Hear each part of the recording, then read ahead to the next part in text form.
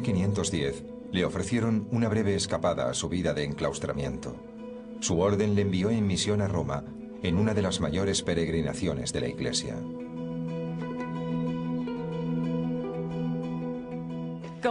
El viaje a Roma era una peregrinación muy especial, ya que era la capital de la Iglesia Católica Romana y desde una perspectiva occidental, la capital del cristianismo. Lutero decidió inmediatamente que intentaría sacarle el mayor provecho espiritual posible a aquel viaje. Roma era una valiosa reserva de santidad. Era el hogar de San Pedro, del Papa y de los restos de innumerables santos y mártires. Decenas de miles de peregrinos visitaban Roma todos los años, con la esperanza de que aquel viaje los acercase más a Dios. En octubre de 1510 llegaron a la ciudad eterna.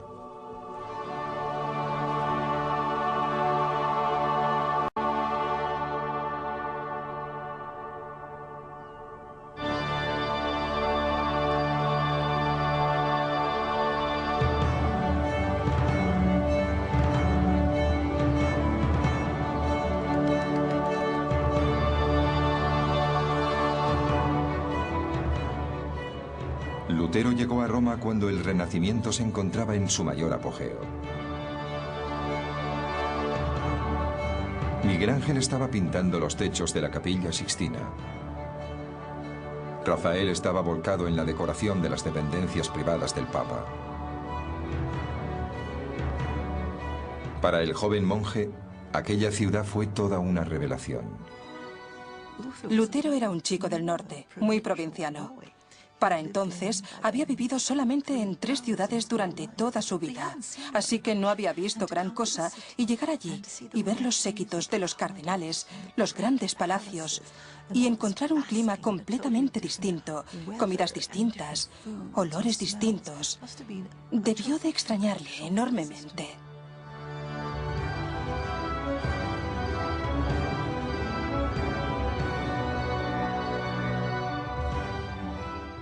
Por lo visto, cuando Lutero llegó por vez primera a Roma y entró en la ciudad, le abrumó enormemente la idea de estar en la ciudad sagrada.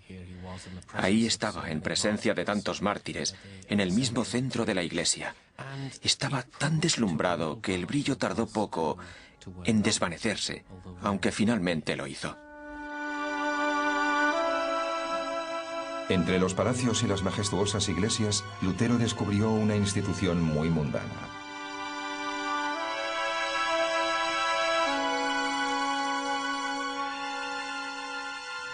Aquella ciudad daba tanta importancia al dinero como a la religión. El papado como institución recaudadora de dinero era como un enorme sumidero que tragaba dinero procedente de toda Europa. La Iglesia enseñaba que el dinero era la raíz de todo mal y que, por ejemplo, prestarlo a cambio de intereses era un pecado mortal. Pero en realidad la Iglesia movía millones de ducados. En realidad, Lutero había llegado a la sede principal de una gran corporación europea, sustentada en los beneficios de monasterios como el suyo, en la donación de sus fieles y en los impuestos que cobraba por todo, desde una licencia matrimonial a un cardenalato. Lo más importante que hay que recordar sobre el papado de principios del siglo XVI, institución que existía desde hacía varios siglos, es que básicamente era un Estado. Un Estado con todas las características de un Estado. Tenía burocracia, palacios, magníficos edificios. Tenía lo mismo que un gran príncipe renacentista.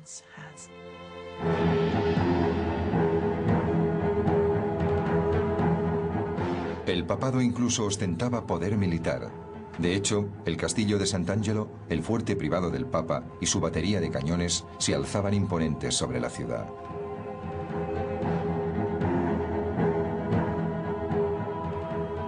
No obstante, el Papa Julio II rara vez estaba ahí.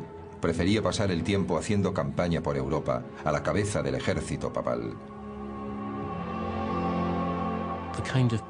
Los hombres que llegaban a lo más alto de la Iglesia solían ser duros hombres de negocios. Y la necesidad de contar con aquella especie de directores y políticos tan poderosos explica por qué Roma era un lugar espiritual lleno de gente tan poco espiritual.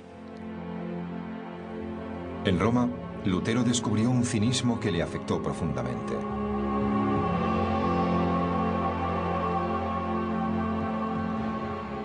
Él contaba que en una ocasión, mientras rezaba tímidamente durante el servicio de una de las magníficas iglesias de la ciudad, el cura sentado a su lado le dijo: «Acabe pronto, ¿quiere?».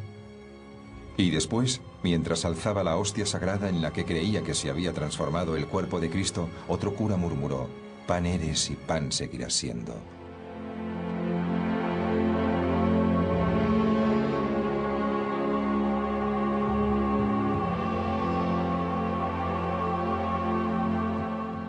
Creo que la decepción que sufrió en Roma debió ser absolutamente devastadora.